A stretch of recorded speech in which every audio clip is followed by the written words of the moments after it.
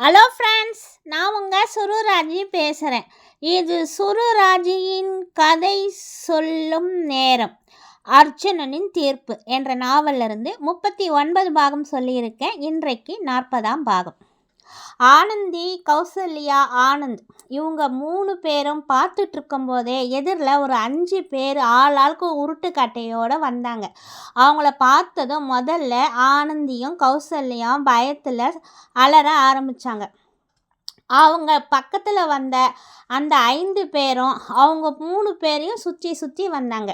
ஆனந்தி தான் முதல்ல தைரியத்தை வர வச்சுக்கிட்டு அவங்கக்கிட்ட, யார் நீங்கள், எல்லாரும் ஏன் அண்ணாவை அடிச்சிங்க என்று அவர்களை நோக்கி கோபமாக கேட்டார் ஆனந்தி. கௌசல்யாவோ தன்னுடைய புடவை தலைப்பை கிழிச்சு ஆனந்தின் தலையில் கட்டு போட்டு விட்டாள். ஆனந்தி, நம்ம இப்போ இவங்கக்கிட்ட எதுவும் பேச வேண்டாம். ஆனந்தோட தலையில் ரத்தம் நிற்காமல் வந்துக்கிட்டே இருக்குது. நம்ம முதல்ல இவரை அழைச்சிக்கிட்டு ஆஸ்பத்திரிக்கு போகலாம் வா என்று அழைத்தாள் கௌசல்யா. ஆனந்தியும் உடனே அண்ணாவை நோக்கி அவர் பக்கத்தில் வந்து 2 பேருமா சேர்ந்து ஆனந்தை அழைச்சிக்கிட்டு வெளியே போகலாம் அப்படின்னு முயற்சி செஞ்சப்போ அவர்களில் ஒருத்தன் ஆனந்தை எட்டி உதைச்சான். 3 பேருமே தடுமாறி போய் எதிர்பாராத தாக்குதலால் 3 பேரும் கீழே விழுந்தாங்க. உடனே கௌசல்யாவுக்கு கோபம் வந்தது. ஏய், யாருடா நீங்கள் எல்லாம், எதுக்காக இவரை இப்படி அடிக்கிறீங்க என்று கத்தினாள் கௌசல்யா.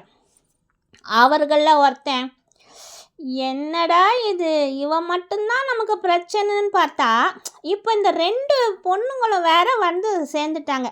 நமக்கு மேலே மேலே பிரச்சனையை தான் உண்டு பண்ணுறதுக்குனே வந்திருக்காங்க. இப்போ என்ன தான் பண்ணுறது அப்படின்னு ஒருத்தன் டென்ஷன் ஆகி மற்றவங்க கிட்ட பேசினான். சரி இரு ஒரு நிமிஷம் என்று இன்னொருத்தன் யாருக்கோ ஃபோன் போட்டு பேசினான். அதுக்கப்புறம் அவங்க அந்த 5 பேரும் அவங்களுக்குள்ளே ஏதோ பேசி கொண்டார்கள். அதற்குள் ஆனந்த், ஆனந்தி, கௌசல்யா 3 பேருமே மெதுவாக எழுந்து வெளியே தப்பிச்சு போயிடலான்னு முயற்சி பண்ணாங்க. இவங்க 5 பேரும் அவங்கள பார்த்துட்டு அவங்கள தப்பிக்க விடலை. அவங்க 3 பேரையும் தடுத்து நிறுத்தி உள்ளே இருந்த ஒரு அறைக்குள் வலுக்கட்டாயமாக 3வரும் அழைத்து செல்லப்பட்டார்கள். அதன் பிறகு அவர்களில் ஒருவன் அவங்க 3 பேரையும் பார்த்து, இங்கே பாருங்க, நாங்கள் யாருன்னு எங்கள் ஒருத்தருக்கு தெரியாது. இப்போ தான் முதல் தடவையாக நாங்களே சந்தித்து இருக்கோம்.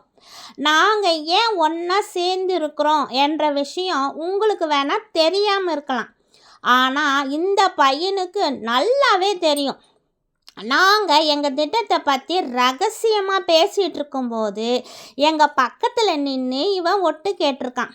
அதனால தான் அப்படியே நைஸாக அவனை இங்கே அழைச்சிக்கிட்டு வந்துட்டோம். வந்ததுலேருந்து என்ன கேட்டாலும் வாயையே திறக்கக்கூட மாட்டேன்றான். நாங்கள் பேசுனதை நீ என்னடா கேட்ட அப்படின்னு நாங்கள் அவங்கிட்ட கேட்டால் அவனும் நீங்கள் என்ன பேசுனீங்கன்னு நான் கேட்டேன், ஆனால் சொல்ல மாட்டேன் அப்படின்னு தான் சொல்கிறான். அதுதான் வந்த கோபத்தில் இவன் மண்டையை உருட்டு கட்டியால் அடிச்சிட்டோம் என்று கூறினான் ஒருவன். ஆனந்தி ஆனந்த பார்க்க அவனும் சிரிச்சுக்கிட்டேன், ஆமாம் இவங்க பேசுனாங்க, நான் கேட்டேன் ஆனால் சொல்ல மாட்டேன் என்று கூறினான். ஆனந்தி அழுது கொண்டே அவர்களிடம் திரும்பி, இங்கே பாருங்க, என்னோட அண்ணா சின்ன வயசுலேருந்தே மூளை வளர்ச்சி சரியில்லாதவர். அவருக்கு வைத்தியம் பார்க்க தான் நாங்களே இங்கே குற்றாலத்தில் அழைச்சிக்கிட்டு வந்திருக்கோம். நிச்சயமாக நீங்கள் என்ன முக்கியமான விஷயம் பேசியிருந்தாலும் என்னோட அண்ணாவுக்கு அது கேட்டிருந்தாலும் சத்தியமாக அவருக்கு புரிஞ்சு இருக்காது. புரிஞ்சிக்கிற அளவுக்கு அவருக்கு மனநிலை கிடையாது. நீங்கள் அவரை தப்பாக புரிஞ்சுக்கிட்டு அடிச்சிருக்கீங்க. எங்களை நம்புங்க, எங்கள் அண்ணாவை விட்டுடுங்க என்று அவர்களிடம் கையெடுத்து கும்பிட்டாள். பிறகு அவர்களின் கால்களில் விழுந்து அழுதாள் ஆனந்தி. ஏய், என்ன எங்ககிட்ட கையும் களவும் மாட்டிக்கிட்டோன்னு ட்ராமா பண்ணுறியா? எழுந்துரு என்று அவளை காலால் ஒருவன் எட்டி உதைத்தான். அண்ணா என்று அலறிக்கொண்டே அடிப்பட்ட இடத்தை பிடித்து கொண்டு துடித்தாள் ஆனந்தி. அதை பார்த்த ஆனந்த் திடீரென்று வெறி பிடித்தவன் போல் அவர்கள் அனைவரின் மீதும் பாய்ந்து அவர்களை ஒருவர் பக்கமாக பிடித்து தள்ள ஆரம்பித்தான். உடனே அவர்களும், இவனா பைத்தியம், எப்படி அடிக்கிறான் பார் என்று சொல்லிக்கொண்டே ஆனந்தை சுய்ந்து கொண்டு அவனை மறுபடியும் ஆளுக்கு அடிக்க ஆரம்பித்தார்கள். கௌசல்யா இடையில் சென்று ஆனந்தை கட்டிப்பிடித்து கொள்ள அவள் மீதும் அடிகள் சரமாரியாக வேய ஆரம்பித்தது. அவள் வலியால் துடித்து கொண்டே அலறினாள் கௌசல்யா. அதன் பின்னர், டே நிறுத்துங்கடா, இந்த பொண்ணு மேலே தான் மொத்தம் அடியும் விழுது என்று ஒருவன் கூற மற்றவர்கள் அடிப்பதை நிறுத்தினார்கள். அதற்குள் கௌசல்யாவும் ஆனந்தும் மிகவும் அடிபட்டு அவர்களின் உடல்களிலிருந்து ரத்தம் வர ஆரம்பித்தது. ஆனந்தியும் மெதுவாக அவர்கள் 5 நபர்களின் அருகே சென்று கையெடுத்து கும்பிட்டு அழுது கொண்டே கெஞ்சினாள். அவர்கள் சிரித்தார்கள். பிறகு ஆனந்தி, கௌசல்யா, ஆனந்த் இருவரையும் கட்டி அணைத்து கொண்டே பேசினாள். தயவு செஞ்சு நான் சொல்கிறத நம்புங்க. என் அண்ணாவுக்கு எதுவுமே தெரியாது. நானும் என்னோட தங்கையும் அண்ணாவும் சின்ன வயசுலேருந்தே ஓடி பிடித்து விளையாடும்போது நாங்கள் ஒளிஞ்சிப்போம். என்னோட தங்கை, அக்கா எங்கே என்று கேட்டால், எனக்கு தெரியும் ஆனால் நான் சொல்ல மாட்டேன் என்று தான் சொல்வார். அதை போலத்தான் இப்போதும் நீங்கள் கேட்டதற்கு அதே தான் பதிலாக சொல்லியிருக்கிறார். உண்மையில் அவர் மன வளர்ச்சி சரியில்லாதவர்.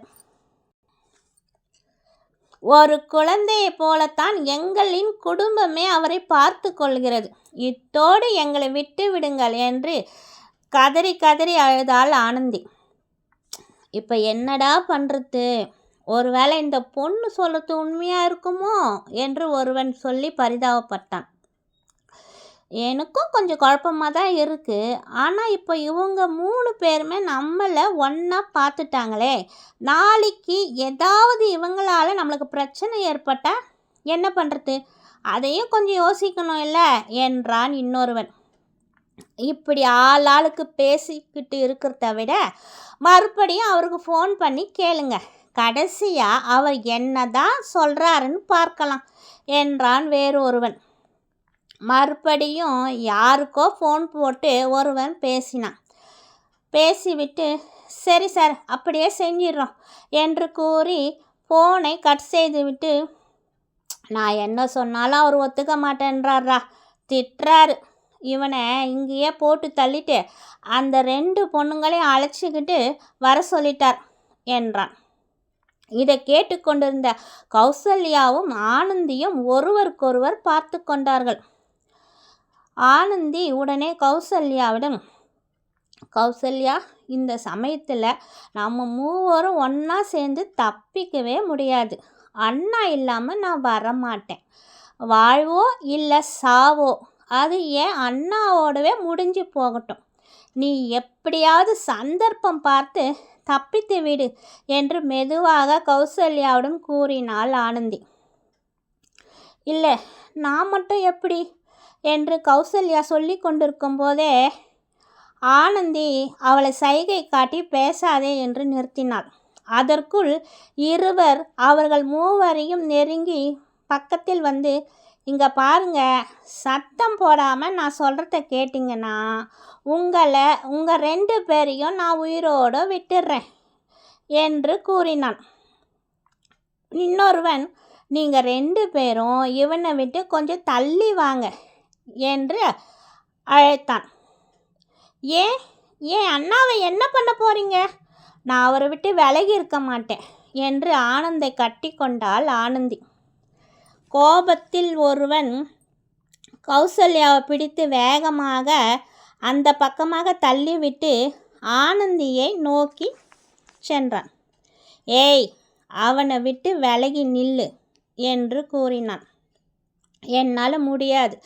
என் அண்ணாவை விட்டு நான் விலக மாட்டேன். என் அண்ணாவை எதுவும் பண்ணிடாதீங்க அப்படின்னு ஆனந்தி கோபமாக சொன்னான். அவன் பின்னாடி திரும்பி பார்த்து, என்னடா இவ சரிப்பட்டு வரமாட்டா போல இருக்கே, இப்போ என்னடா பண்ணுறது என்று கேட்டான். மற்றவர்கள் சிரித்து கொண்டே, உனக்கு என்ன பண்ணணும்னு தோணுதோ பண்ணு என்று கூறினார்கள். அவனும் சிரித்து கொண்டே ஆனந்தியின் உடையில் கை வைத்து வேகமாக அவள் ஆடையை பிடித்து இழுக்க ஆரம்பித்தான். ஆனந்தி அலறிக்கொண்டே தன் உடையை காப்பாற்ற முடியாமல் போராடினாள். மற்றவர்கள் ஆனந்தை மறுபடியும் வேகமாக தாக்க ஆரம்பித்தார்கள். ஆனந்த் வலி தாங்க முடியாமல் கதறி அழுதான். கௌசல்யாவும் இடையில் ஓடி வந்து அவன் மேல் வீழ்ந்து மறுபடியும் அவன் மேல் வீழ்ந்த அடிகளை கௌசல்யா வாங்கி கொண்டாள். ஆனந்தியும் தன்னை காப்பாற்ற முடியாமல் அண்ணன் அடி வாங்குவதை பார்க்கவும் முடியாமல் அவளும் அலறி துடித்து கொண்டே இருந்தாள். ஓகே ஃப்ரெண்ட்ஸ், இத்துடன் என்னுடைய 40ஆம் பாகம் முடிவடைந்தது. மீண்டும் உங்களை அடுத்த பாகத்தில் சந்திக்கும் வரை உங்களிடம் விடைபெறுவது உங்கள் சுருராஜி. இது சுருராஜியின் கதை சொல்லும் நேரம். ஓகே, பாய். எனக்கு வேற 10 நாளாகவே தொண்டை கட்டிகிட்ருக்கு, பேசவே முடியல. தொண்டையை சரி பண்ணிக்கிட்டு தான் நான் பேசிகிட்ருக்கேன். இன்னும் கூட நல்ல சவுண்டாக நல்ல ஒரு இதுவாக பேசலாம். ஆனால் இடையில இருமல் வரதுனால என்னால் கொஞ்சம் அந்த இதுவோடு பேச முடியல. சரி, ஓகே, பாய். இனிமேல் என்னுடைய கதை ஒரு நாள் விட்டு ஒரு நாள் தான் வரும், தினமும் வராது. ஸோ என்னுடைய இந்த தொண்டை ப்ராப்ளத்தினால நான் ஒரு நாள் விட்டு ஒரு நாள் இந்த கதையை சொல்கிறேன். சரிங்களா? சரி, ஓகே, பாய்.